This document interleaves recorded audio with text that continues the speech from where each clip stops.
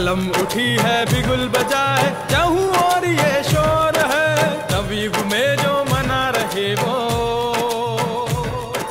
अम्बेडकरी दौर है, वो अम्बेडकरी दौर है। एक विशाल महानायक, 125 फीट का एक महामानव, सबसे बड़ा एक महान नेता, एक अद्भुत मुक्तिदाता, हाथ में मोटी सी किताब।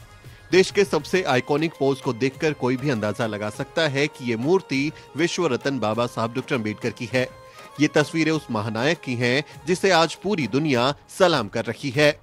ये उस मुक्तिदाता के स्टैचू की तस्वीरें हैं जो जन्मा तो भारत की मिट्टी में, लेकिन उसकी शोहरत सारे जहां के आसमान को नाप रही है। ये तस्वीरें बाबा साहब डॉक्टर अम्बेडकर के उस स्टैचू की हैं जो हैदराबाद में बनाया गया है।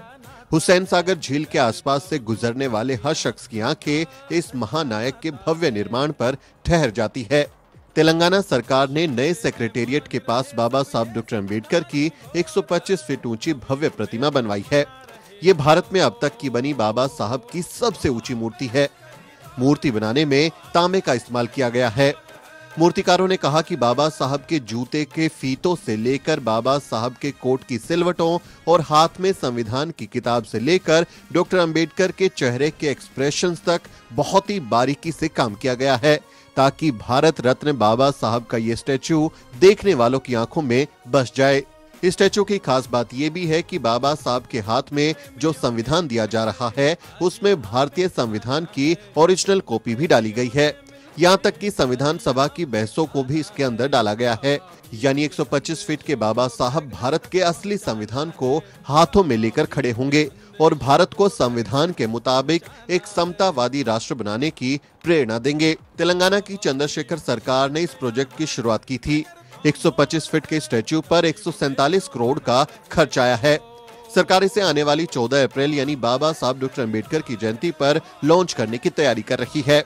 11.4 एकड़ में फैले इस प्रोजेक्ट में 20,000 फीट एरिया में बाबा साहब की मूर्ति के नीचे संसद के आकार में एक म्यूजियम और लाइब्रेरी भी बनाई जा रही है जहां बाबा साहब की जिंदगी से जुड़ी चीजें दिखाई जाएंगी। अगर इस निर्माण की ऊंचाई भी जोड़ दें तो बाबा साहब की इस मूर्ति की कुल लंबाई 125 फीट हो जाएगी। बाबा साहब की मूर्ति बनाने का काम मशहूर मूर्तिकार राम सुतार और उनके बेटे अनिल सुतार को दिया गया था। राम सुतार दुनिया भर में अपने काम के लिए मशहूर हैं। उन्होंने सरदार पटेल की स्टैच्यू ऑफ यूनिटी का डिजाइन भी तैयार किया था। इसके अलावा नोएडा के दलित प्रेरणा स्थल में लगी बाबा साहब डॉक्टर अम्बेडकर, मान्यवर कांशीराम, बहन कुमारी मायावती और अन्य महानायकों की मूर्तियों को भी राम सुतार ने ही बनाया था।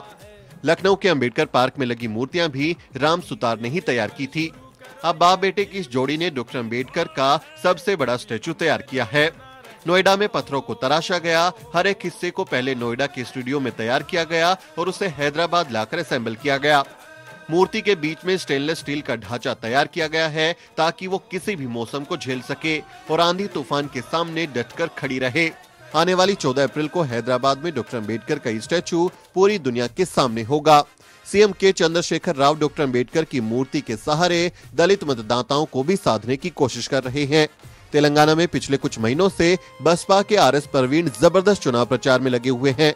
ऐसे में ये देखना दिलचस्प होगा कि चुनाव में डॉक्टर अम्बेडकर की मूर्ति बनाने वाले को जीत मिलेगी या फिर बाबा साहिब के सपनों का भारत बनाने का दावा करने वाली पार्टी को।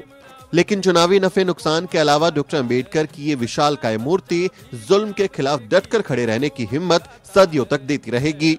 आपका इस बारे में क्या कहना है कमेंट करके जरूर लिखें। अगर आप चाहते हैं कि हम इसी तरह से अम्बेडकरवादी पत्रकारिता करते रहें तो हमारी आर्थिक मदद जरूर करें। आप इस क्यूआर कोड को स्कैन कर अपनी मदद हम तक पहुंचा सकते हैं। क्यूआर कोड के अलावा आप यूपीआई के जरिए और इन अकाउंट डिटेल्स में भी आप अपनी आर्थिक मदद हमें भेज सकते हैं। आप ही अम्बेडकरवादी पत्रकारिता की ताकत है, इसीलिए हमारी खबरें निष्पक्ष हैं। आप अपनी राय जाहिर करें कमेंट के जरिए और चैनल को सब्सक्राइब करना ना भूलें। Bureau report, The News week.